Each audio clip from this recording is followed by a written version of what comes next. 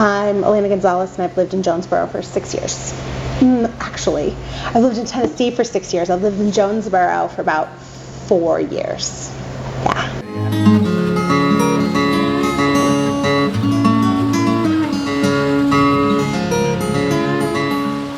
Johnson City is kind of what brought me down to this area originally, and then Jonesborough I ended up falling in love with because of the farmers market.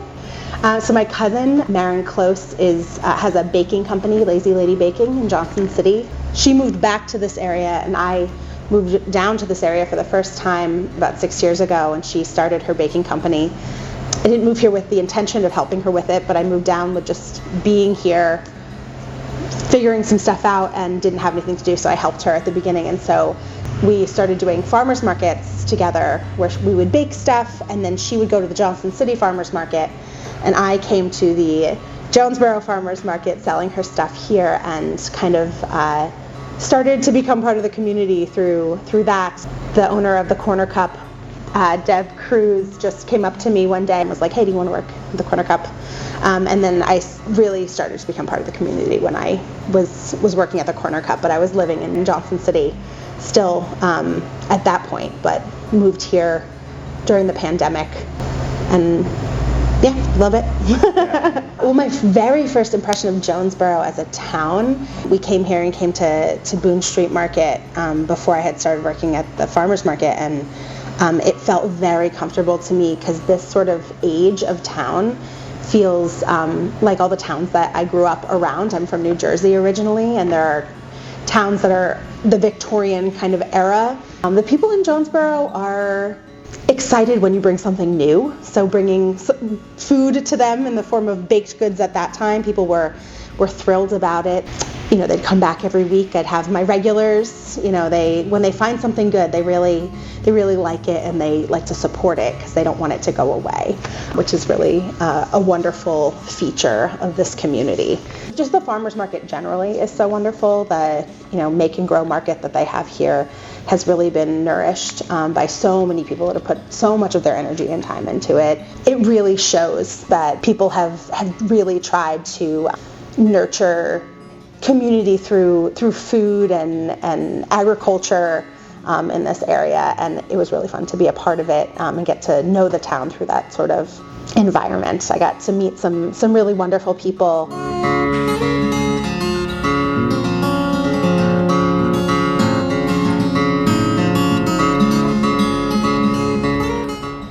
A lot of pubs in Britain are named for kind of the agrarian fields, or or agricultural types of things like the Drover's Arms or the Fox and Hound. So there's something about the Opossum that is unexpectedly heroic. They do a lot for the environment, their ecosystem, in terms of they eat ticks, which is really important. And then tail has to do with storytelling or storybook. There's that kind of storybook sort of thing. Inadvertently, there is a story, like a Just So story, that's a Cherokee tale about the possum, called The Possum's Tale. It's about its tail, about how boastful about how beautiful its tail was. And I think it was the squirrel or the rabbit, I can't remember exactly who it was, convinced them to go to the barber, the rabbit barber or whatever.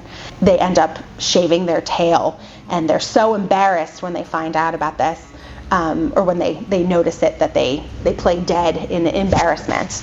And so that's how it lost its tail and its pride, and how it began to play possum. And so we found out about that after we had decided on the name, but we thought it was really fitting as this is Cherokee land. We have gotten overwhelming support. It's really kind of incredible. And so our restaurant holds 40 people, and we are regularly at capacity, and that feels like an overwhelming thing in so many ways, because it's like, oh no, we can't fit all of the people that want to take part in this, and so wanting to make sure that there's room for everybody, that everyone feels welcome here, which apparently they do, which is really wonderful. and to have that week after week, that it's not just when we open, it's not just when it's a special event, that it's week in and week out, that people really, I mean, there are slow weeks, and that's always a nervous thing for a new business, but generally we have consistently just gotten nothing but people showing up and wanting to eat what we're serving. What are some things that you try to do, like in a practical way, to make people feel welcome? Making a cozy space was important. It was stark white. It had all of these ceiling fans, and really trying to warm it up was something that we did to draw people in. We have kind of more classic pub fare, British inspired stuff, but also more food that has, vegetarian, vegan options, gluten-free and dairy-free, and although those seem like niche kind of things, it means that people can all come here and find food that will nourish them in the way that their body allows, or their choices allow. Another thing that we tried to make sure of is, and one of the reasons that we ended up in this space, is that there's no stairs, there's no steps up and down. There's a step in the back to the kitchen, but as far as our customers go, you can roll in, you can use a walker to come in. Also making it a place that is queer friendly, but not a place that feels polarizing to people.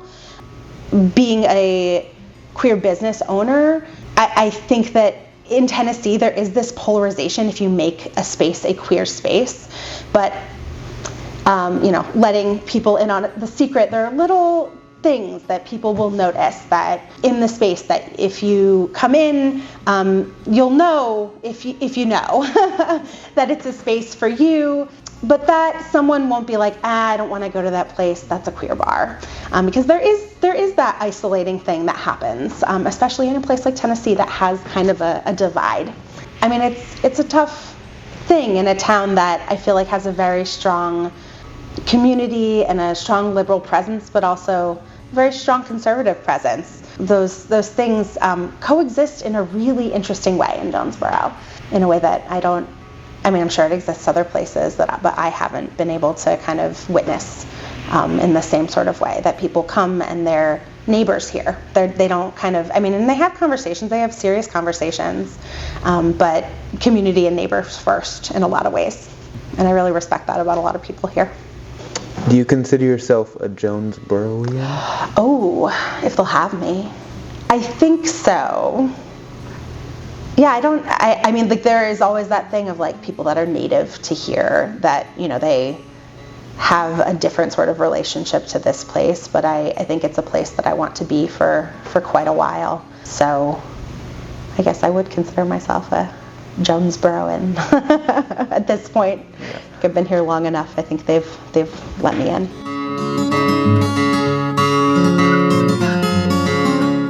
That's a thing that's kind of surprising, how multi-generational the town is, and that yes, there is an older population, but that I feel like this is the first time in my life that I've really had friends that are like in completely different generations than myself, that weren't like friends with my parents already. There's so many things that go on in town, and I think that part of the ability that Jonesborough has to organize all of these events that they do and all of these different organizations that are in town comes from the ability to have unpaid labor, and the way that kind of is able to exist is because people can use their free time in their retirement to create these things. People on committees and, boards and all of these things, there is this wonderful thing that happens when people put their labor into helping the community. So what I hope is that people, if they fall in love with this area, that they understand what it is that they're coming into, that there's something about this place that brought you here, and to kind of respect that, what it is now and what it was before, and not, try to change it, but to also bring what you have to it to create more of that character. I think that if, speaks to you in some way, that you should find this place home, but understand that there's a reason that you were brought here and that you should honor that. Yeah, knowing that this place is something special and that we want it to continue to have its own sort of charm and uniqueness.